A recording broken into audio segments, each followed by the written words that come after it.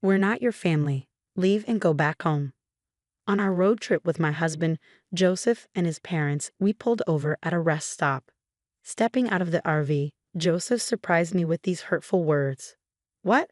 Wait, what did you say? It felt like he was someone else entirely, not the caring husband I knew. Seeing my shocked expression, the three of them smirked, and Joseph started driving the RV away. I couldn't believe it. They wouldn't leave me stranded out here. In a panic, I dialed a number, hoping for help, but my mother-in-law's response left me speechless. Did you really think you were coming with us? How audacious. Please don't make a scene and come back. I was excited about our trip. Sorry, but we can't turn back on the highway. And remember, you're not really family, you're just my son's wife. It's time you understood that. We're going to enjoy ourselves without you.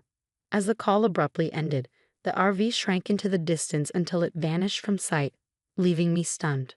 The words, "You're not really part of our family," stabbed deep into my heart, causing intense pain. It was awful.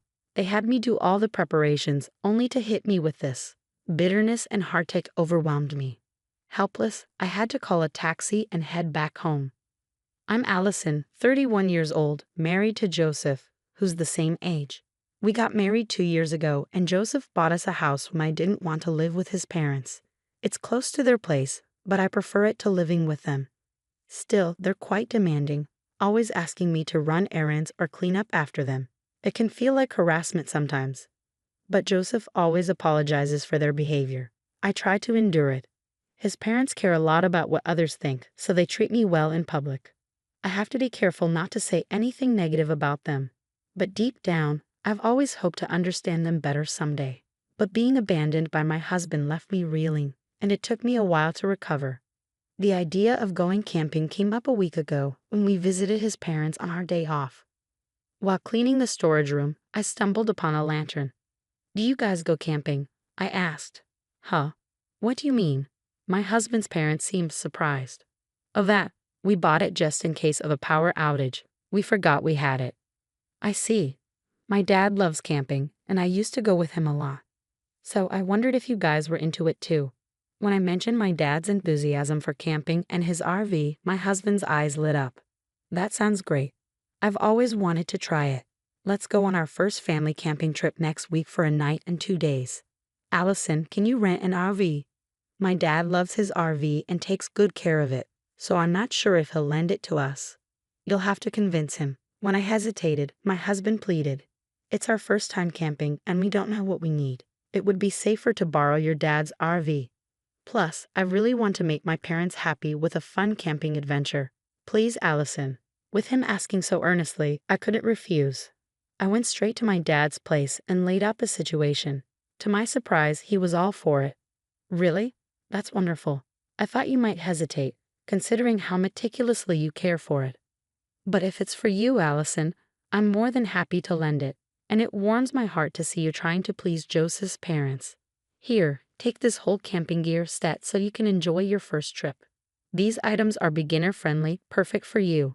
My dad carefully selected gear and explained everything. It meant a lot to me to see how much he cared. I felt a surge of happiness. Maybe this camping trip could help me bond with my in-laws after all. "Okay, I'll get everything ready," I promised. I booked a campground with power access and a nearby hot spring. When I shared the news with my husband and in-laws, they were thrilled. "We're so lucky to have you, Allison. I can't wait," exclaimed my husband. "I'm glad to see you're excited," his parents chimed in. On the day of the trip, I hopped into the RV with my husband, bubbling with anticipation. We hit the highway, heading for the campground. My heart raced with excitement, but as we drove, my mother-in-law began making demands again. "Joseph, I'm thirsty. Can we stop at the interchange?" "Mom, I brought drinks. You can choose one from here," my husband replied. None of them satisfied her. "As my daughter-in-law, you should know what I like," she scolded. I'm sorry," I muttered. Stepping out of the car at the interchange to buy her a Diet Pepper, as she requested, I was stunned when my husband spoke in a cold, unfamiliar tone. "Allison, you're not part of our family. Go home now." "Excuse me, what? What's gotten into you?" He seemed like a completely different person. He wasn't the Joseph I knew, the one who usually cared for me. Shocked and bewildered by his words, I watched as they laughed and the RV pulled away. abandoning me in the middle of nowhere. Was this some twisted joke? Panic rising, I made a call, only to be met with a shocking response from my mother-in-law. You really thought you could join us? How bold of you. Remember, you're not part of our family. Bye, we're going to have a great time without you. Stunned, I stood there, staring at the phone after the call abruptly ended. How could they? They had me do all the preparations only to leave me behind. What was Joseph thinking? Bitterness and sadness flooded over me, but I couldn't confront them. Instead, I called a taxi and went home. The next day, my husband and in-laws returned from their camping trip, chatting excitedly about their adventures. Not once did they apologize for leaving me behind. When I questioned them about it, their response was astonishing. I stood up for you, Allison, and they treated you so unfairly. It's ridiculous. We're not letting this go. I refuse to let them get away with it. We're going to get even. How? I've got a plan up my sleeve, and I know just the perfect spot for camping. Listen closely, my amazing dad. It's foolproof. With my father's words echoing in my mind, I returned to my in-laws' home, where my husband and his parents were still buzzing with excitement from yesterday's trip. It was the perfect opportunity to set them up. I put on a gentle smile, hiding my true feelings, and addressed them in a calm tone. I found an even more incredible spot than yesterday's. The autumn leaves are stunning right now. Why not go all out with a proper camping trip instead of staying in the RV? We could set up a tent, have a barbecue, and soak in the scenery. At night, the sky is filled with stars. Really? Where's this spot? It's a secret place I want to keep just for us. Can I come along as your wife? That sounds fantastic. It'll be a blast. Since it's a secluded area, I'll drive. I'll play my part as your wife and as my in-laws' daughter-in-law. Can I join you guys? As expected, my husband and his parents were thrilled and agreed to let me join them. The following weekend, we decided to go camping again. True to form, they left all the preparation to me, and their nagging about discipline only intensified each day. I held on to my secret plan, meticulously arranging my revenge, and the day of our trip finally arrived. I borrowed an RV from my father, drove to a secluded campsite, and my husband and in-laws were thrilled. Wow, it feels like our own private getaway. They eagerly scoped out the surroundings, thrilled by the new setting. Let's take a walk and soak in the scenery, I suggested. Sounds good. Enjoy your walk. Come on, let's go. I ushered them off with a smile, then turned my attention to setting up. About 30 minutes later, my husband called in a panic. We're lost. I can't find your dad's RV. I'm heading back home with it. What? What do you mean? Don't worry. I left you with the essentials for a real camping experience. It was part of the plan my father had come up with. He thought it would be good for them to try some rugged camping, like being on a deserted island instead of a cushy campground with electricity and nearby hotels. You should set up your tent soon and gather wood for a fire. I know you don't have a lighter, so you'll have to start the fire the old-fashioned way. I left a pot so you can at least cook some rice. You left us behind. You were the ones who said I wasn't part of the family and shouldn't come camping with you. So I dropped you off at the campsite and sadly went home. Isn't that what you wanted? My husband was momentarily speechless, struck by my reasoning. Enjoy your camping trip with just your precious family, I retorted before almost ending the call. But my husband, consumed by rage, erupted into a tirade. Don't be ridiculous. Come back now, or I'll divorce you. Fine, let's get divorced. You'll regret it when you're stranded on the highway and find my father's beloved RV trashed. I've had enough of living with your disrespectful parents. And you'll be the one regretting it, you fool. I snapped back, feeling utterly repulsed by his behavior as he abruptly hung up. I was nearby, but I had no desire to go pick them up.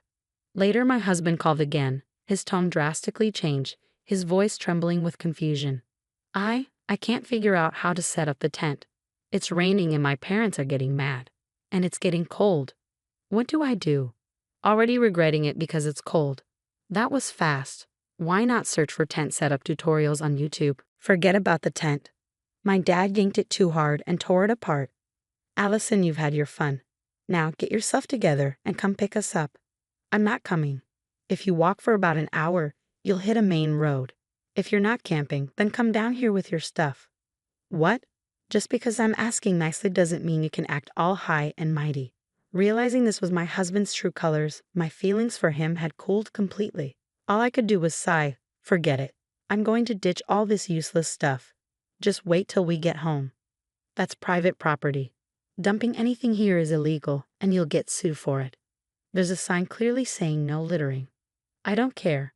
My husband's tone was firm, showing doubt about my seriousness regarding divorce. I had to make him see reality.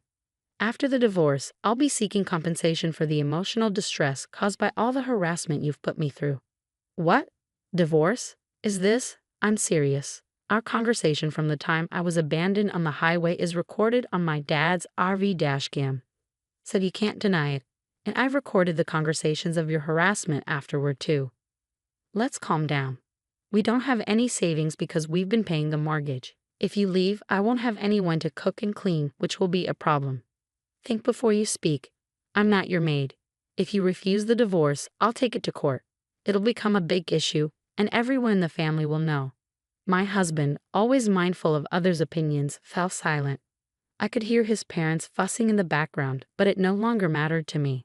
After that, my husband tried to start a sentence with a "you know," but the call abruptly ended. Soon after, my in-laws began bombarding me with calls, but I ignored them all. Eventually, the calls ceased, likely because their phones ran out of battery. My father's revenge plan had worked like a charm. On my way home, I swung by to pick up the divorce papers, filled them out, and left them on the table before heading back to my childhood home, where my caring father lived. Interestingly, it took my husband and in-laws 3 hours to descend the mountain, a journey that usually only took one. You should have used Google Maps instead of bothering me with calls. How foolish. My husband, driven by desperation to make me stay, stormed into my parents' house, his fury palpable. "Allison, come out here now. I'll show you what happens when you defy me. If you've got something to say it to my father. He's pretty steamed, so watch out."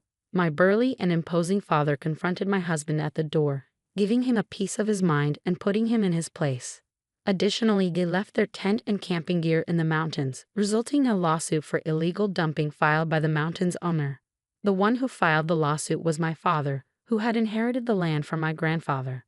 With numerous cases of trespassing and dumping occurring, security cameras were installed, revealing the culprits responsible for the mess. Now, we wait to see what consequences they'll face. After finalizing the divorce, I demanded and received $1 million each from my husband and in-laws for the emotional distress they caused me.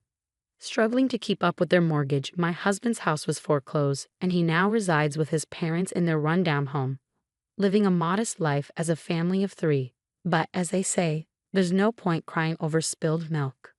I returned to my former job before marriage, regaining the lifestyle that suits me. Next month, I'm planning a camping trip with my parents, and I'm certain it'll be an enjoyable experience.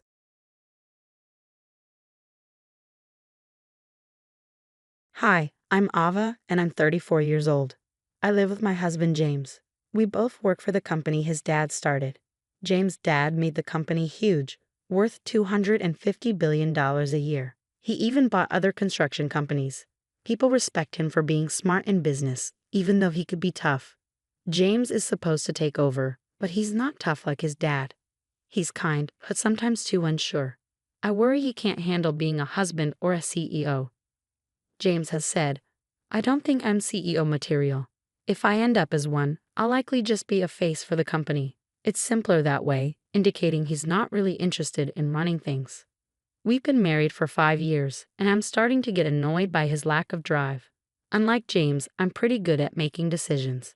Back when my father-in-law was running things, he trusted me with different jobs because of this. Before I married James, I worked at a bank, so I know how to handle money and keep track of numbers. After getting married, I decided to stop working and focus on taking care of our home. But my father-in-law asked me to join the construction company instead. Soon after I started, he started asking me to come to board meetings and share my thoughts on how to manage things. At first, the board members weren't sure about having the founder's daughter-in-law in important meetings. But as I kept giving useful ideas, they started to listen to me. James was also on the board, but he hardly ever came to meetings, and everyone thought that was okay, even my father-in-law. One day, when I got home from a meeting, I found James just sitting there watching TV like nothing was wrong. "Why did you come to the meeting today?" I asked, annoyed. "You're an important part of it. You should take it seriously." But he just shrugged and said, "Even if I went, I wouldn't understand what's going on. Plus, the board members seem to like you better, so it's not a big deal, right? I couldn't help but wonder if he was bothered by me being involved in the meetings. Despite his comments, my father-in-law had been showing me the ropes of running the business and seemed to be grooming me for a bigger role. I started to enjoy being part of the management, and before I knew it, I was working hard to live up to my father-in-law's expectations.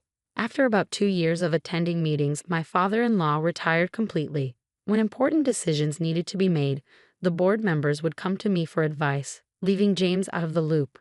I had hoped this would motivate James to step up, but instead he became even more distant from his work. He'd show up at the office in the morning but disappear by noon, spending the rest of the day at home. When he came home, he avoided talking about work altogether, seeming like he didn't care about what was happening in the company. Meanwhile, my workload kept growing, and I was getting busier. After my father-in-law retired, the board members started depending on me more and more, giving me tasks that felt like what a CEO would do. Since we're a big company with lots of employees, I was focused on increasing sales and profits to benefit everyone who worked with us. Thanks to the hard work of our employees, our sales started going up. I found running the company more and more interesting and got really into my work. But on the flip side, my husband James seemed to be losing interest in his job, and he started showing up at the company less often. Our conversations at home became less frequent, and our relationship started feeling strained. And around that time, I bumped into your sister Megan, and we grabbed lunch together. James came home and casually mentioned, "My sister Megan is a bit older than me and had just gone through a divorce about 6 months ago. It happened because she cheated, which caused a big scene when her angry husband showed up at our parents' house.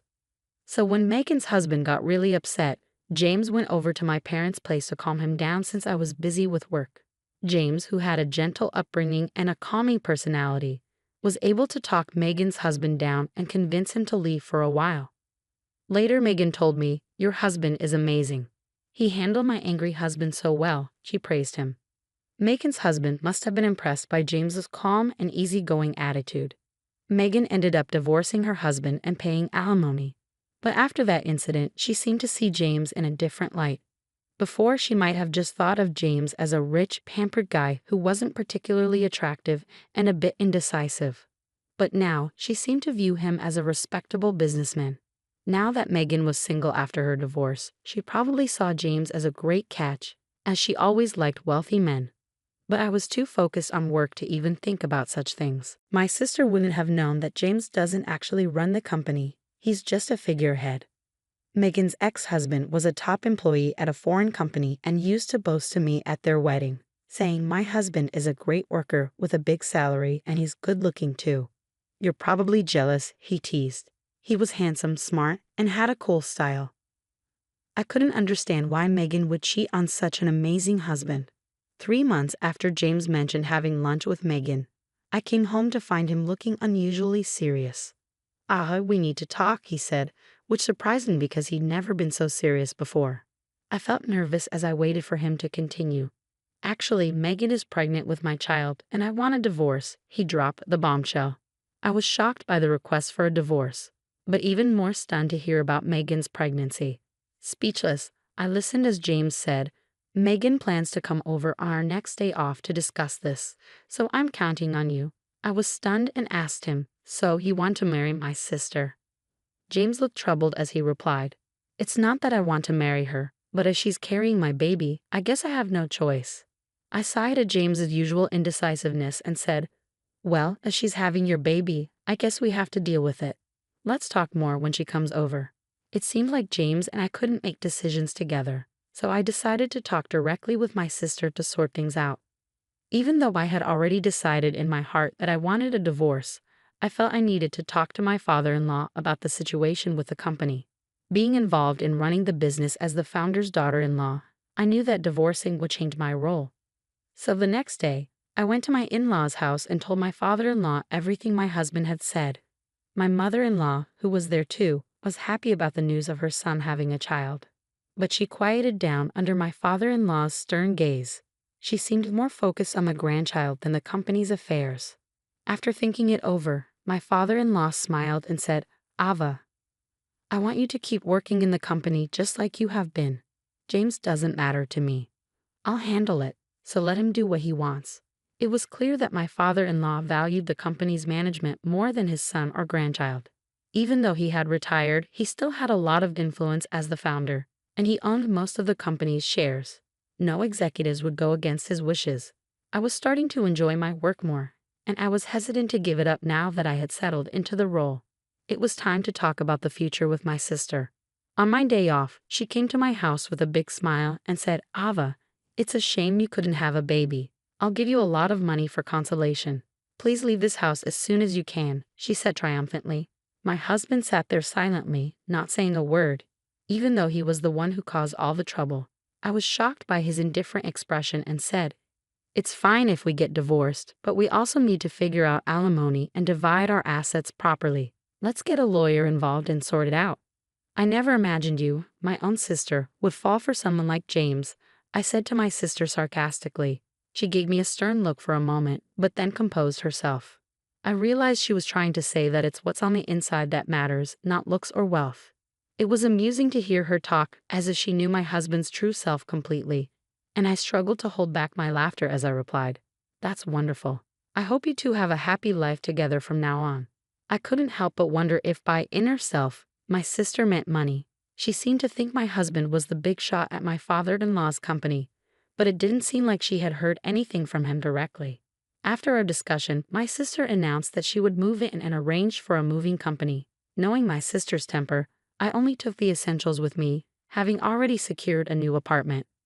I also hired a lawyer and prepared documents for property division and alimony claims. The next day, after moving out, I began negotiations for alimony and property with my husband and sister, with my lawyer by my side. My husband remained indifferent, while my sister did all the talking. "I'm willing to pay whatever alimony you ask for, so take your time to decide," my sister said. Upon hearing this, my lawyer decided to pursue alimony from my sister as well, not just my husband.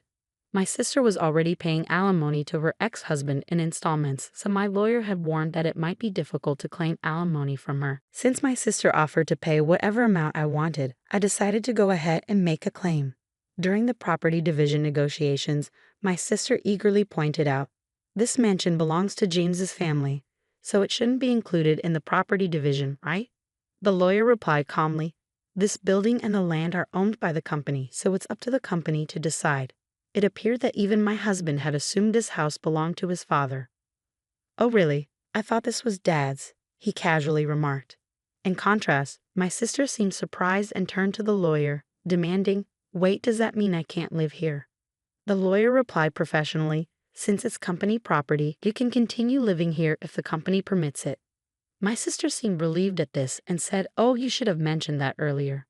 "It'll be fine since James, the president, will be living here," my sister confidently stated, causing the lawyer to be momentarily surprised before bursting into laughter. "What are you talking about?" "Ava is the president, not James," the lawyer clarified, looking at my sister, who was planning to remarry my husband. It didn't even know this basic fact made me chuckle. My sister immediately turned to my husband and exclaimed, "Wait, James, you're not the president." Seeing my husband's troubled expression, I stepped in and explained to my sister, "James is just an advisor without any executive authority. I'm the executive director and also the president. Our father-in-law, the founder, used to be the president, but he appointed me as executive director and then president when he retired. The other executives supported my performance and there was no opposition." Meanwhile, my husband, due to his father's arrangement, was receiving an executive salary as an advisor without any executive power, which was more of a disappointment than a true position of authority.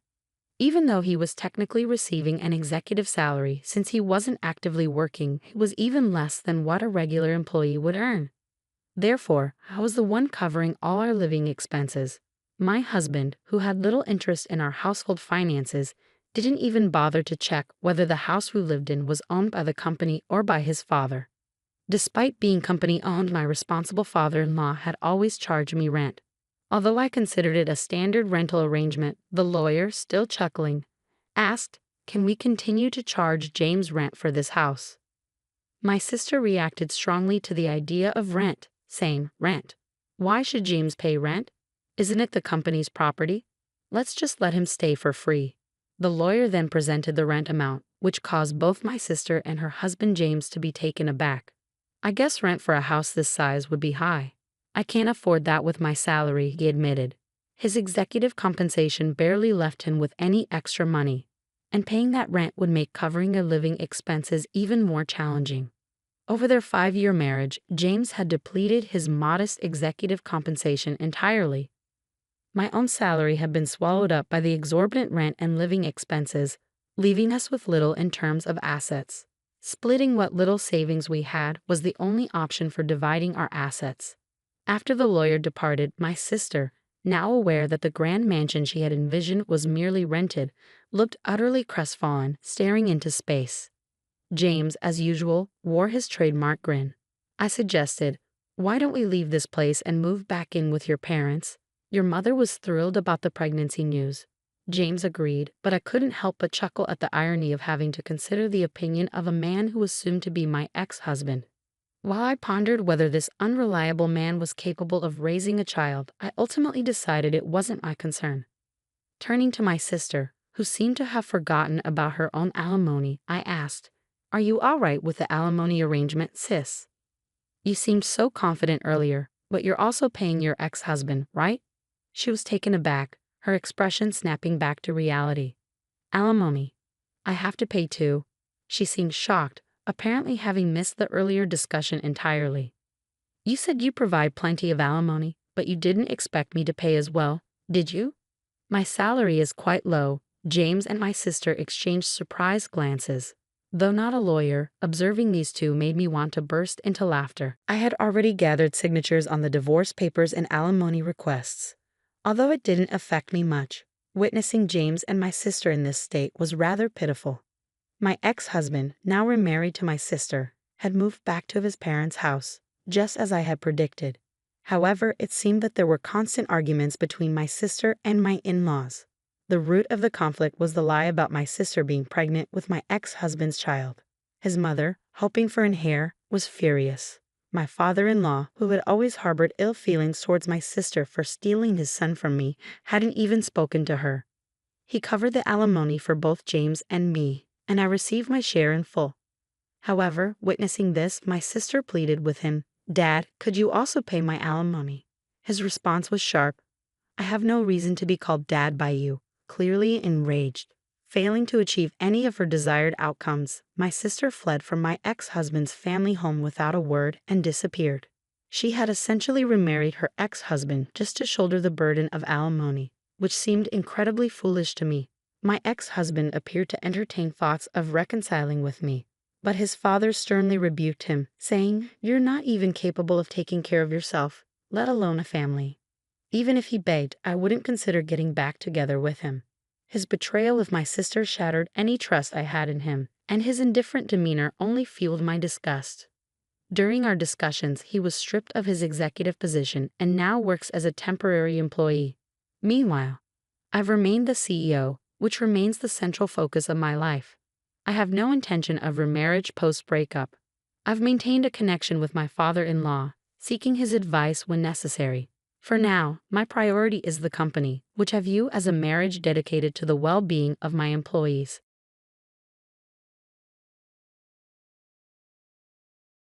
While I was busy with my work as a materials manager, I got an email that really shook me up. It was from Michael, and he calmly told me that he was in love with someone else and wanted to start a new life with her. He also said he was taking the fancy car we bought together, even though it was under my name. I begged him to think it over, but he didn't listen. Then he disappeared with his new girlfriend, leaving me with a big debt. It was a total shock for me, Ava, at 33, and our little family of 3, including our smart 12-year-old son, John. John's cleverness was evident from an early age, as he would have deep conversations and give thoughtful opinions on articles, which was quite different from Michael's inconsistent behavior. Even though Michael hadn't held down a stable job, he somehow managed to keep money coming in for the past 4 years, encouraging us to make lasting memories as a family. This led us to buy a camper van worth $388,000. However, because Michael couldn't meet the financial requirements, I ended up responsible for the loan. On the day we were supposed to get the camper, Michael sent an email saying he was taking it, leaving me to deal with the financial burden alone. When I confronted him, he confessed to having an affair and said he was leaving to start a new life. He even mentioned divorce, something we had argued about before. But now it was really happening, catching me completely off guard. Finding out about Michael's betrayal and then him disappearing, leaving me with a huge debt and no way to contact him, was devastating. I tried to reach him, but it was useless, and he never sent the divorce papers he promised. On top of that, we were still dealing with the $38,000 loan.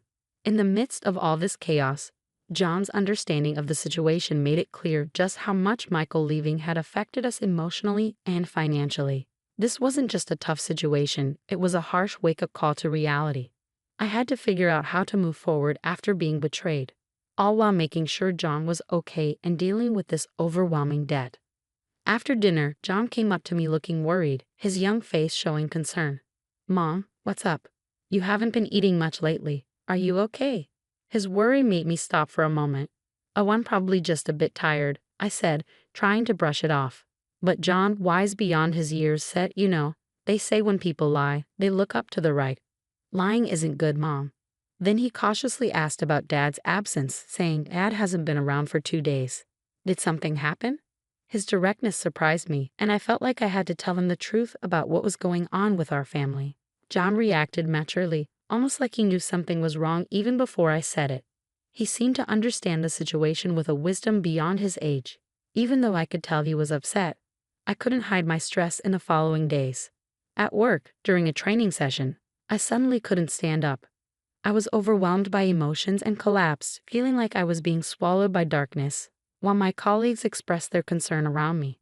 Waking up in a hospital, I was told I needed some serious medical tests. It hit me hard. Lying in that bed, hooked up to an IV, I couldn't help but cry. When John rushed in, looking really worried, I had to quickly wipe away my tears. He was scared, asking, "You're gonna be okay, right? You're not gonna die?" I reassured him that I was going to be fine, touched by his bravery and how grown-up he was acting even though he was just a kid. His concern when he mentioned his teacher calling about me being in the hospital reminded me of how strong I needed to be. Even though the doctors told me it was worse than I thought, having John by my side gave me a new determination to get better. I knew I had to recover, not just for myself, but for both of us. Going through all of this showed how strong our connection was and how we could face anything together with bravery and determination. When the doctor confirmed my worst fears and said I needed urgent surgery for a serious illness, it was like everything became a blur of medical appointments and treatments. As I recovered, a month had passed since Michael left. When I got home, I found a letter in the mailbox that made my heart sink. A demand for the car loan payment, which was supposed to be automatically deducted. The shock only got worse when I checked our bank account. What used to have $445,000 now had just $29.90 left. Michael had taken almost all our savings, leaving us in a really tough spot without the camper van. I felt even more hopeless knowing I couldn't sell it to make up for the money we lost. Seeing how upset I was, John stepped in to help in the kindest way possible, suggesting he could start delivering newspapers and look for online jobs to pitch in. His willingness to take action was like a ray of hope, pulling me out of my sadness. Now's not the time to give up, I told myself, feeling encouraged by his positivity. Together, we came up with a plan to get the camper van back, using a clever idea. We could track its location using the GPS on John's phone, the one we got for him. It was a plan born out of necessity and John's smart suggestion, giving us a new direction. It was something we hadn't thought of before, offering a glimmer of hope in what felt like a hopeless situation. With the GPS app, we could keep an eye on where the van was, a crucial first step in our mission to get back what was rightfully ours. Going through this tough time had not only shown how strong we were but had also brought us closer together, all working toward the same goal. Worried about Michael possibly getting away with excuses, John's confidence was like a shining light. "Don't worry, Mom. I've got it covered," he said with a smile that put me at ease. I was amazed by his forward thinking and independence. Even when I was vulnerable and in the hospital worrying about everything, John had come up with a plan that was so smart. I couldn't have thought of it myself. His initiative showed not only how clever he was but also how well he understood what was going on, even with Michael's new relationship. Feeling empowered by John's clever plan, we decided to confront Michael, turning our tough situation into a learning experience for him. We're stronger when we're together, and now it's time for us to take action, I said confidently, feeling like nothing could stop us with my son by my side. Just 3 days later, I got a call from Michael, sounding desperate for help with a police investigation related to our report of the stolen van. Without wasting any time, John and I rushed to Forest Park, where we found Michael looking stressed and surrounded by police officers. When we got there, I asked for a private chat and sent the police away for a moment. Michael seemed uncomfortable under our gaze and the stares of others around us. He quickly invited us into the van, where his girlfriend was sitting defiantly, but her presence didn't matter as much as what we needed to discuss. "Why are the police involved, Michael?" I asked, genuinely confused. "It's simple," I explained. "The van, which you thought you could just take, was reported stolen. It's under my name, not yours." Michael's belief that marital disagreements were exempt from the law was shattered by the reality of his actions. This wasn't just about getting back what was rightfully ours, it was also about showing Michael the consequences of his betrayal and recklessness. Our careful planning and John's smart thinking had completely changed the situation, proving that even when someone betrays you, staying strong and united can lead to justice and empowerment. Michael thought he could get away with breaking the law because he thought marital issues were outside its reach, but he was wrong. "Remember the divorce you wanted? That means we're not legally connected anymore. So you can't use a car that's registered in my name without my permission," I explained, correcting his misunderstanding. John had figured this out too, showing wisdom beyond his years. Michael tried to say he was just borrowing the car, but I wasn't buying it. "Is that right?" "Well, I need my car back now, please," I said, holding out my hand for the keys. Michael reluctantly handed them over, realizing he couldn't argue with the truth. Then John, a mix of curious and disappointed, asked, "Why did you choose her over us?" Michael stumbled over his words, while his girlfriend Sophia tried to justify their affair. But John's serious tone shut her down, insisting on an answer from Michael. When pressed, Michael reluctantly explained how their affair started and grew, leading to his decision to leave with Sophia, who was now pregnant, and the van. "Why take the van?" I asked, already having an idea thanks to the GPS app we had on both our phones for safety after John's hiking incident. This tool unexpectedly gave us updates on Michael's location, showing us he was misusing the van. This was a big moment where our preparation and John's clever thinking made a difference, showing the importance of taking responsibility and the power of technology in uncovering the truth. Finding out that John had faked getting lost on our hike just to get a cell phone amazed me. His actions, driven by a feeling that something wasn't right with his dad, led to a plan to keep track of Michael. "You're quite the strategist," I said, impressed by his cleverness. I was amazed, even though I joked about how John seemed to predict what would happen. When confronted with John's honest words, Michael couldn't say anything to defend himself. On the other hand, John's grown-up way of speaking and standing firm in what he believed made me feel proud as a mother and determined to make things right. The fact that Michael had taken $45,000 from our account, money I had saved before we got married and during all the times when Michael couldn't keep a steady job, was especially upsetting. Realizing that divorcing Michael was a relief showed just how much he had betrayed me. Even though Michael tried to make it seem like taking the van and the money was just a small argument between us, I was determined to take legal action. "Should I call the police now?" John asked, ready to dial the number on his phone and bring in the authorities. Sophia, who had been listening in, panicked as things escalated, especially with her own parents arriving, angry and ready to confront her for her part in everything. When she tried to leave the van, her parents stopped her, yelling loudly. "I'm sorry, please don't be mad," she begged, hoping for some sympathy that wasn't there. I had taken the step to tell her parents about what was going on, prompted by John's visit to Michael's workplace while I was in the hospital. He had told them what was happening with our family, leading to an investigation that brought Sophia's parents into the picture. This confrontation wasn't just about exposing Michael and Sophia's lies. It showed how far John and I would go to make things right and protect our family. It proved how important it is to take responsibility for your actions and to stand up to those who try to deceive you, no matter how complicated things get. I sat down with Michael and recounted the whole messy story to them. explaining how we ended up in this situation.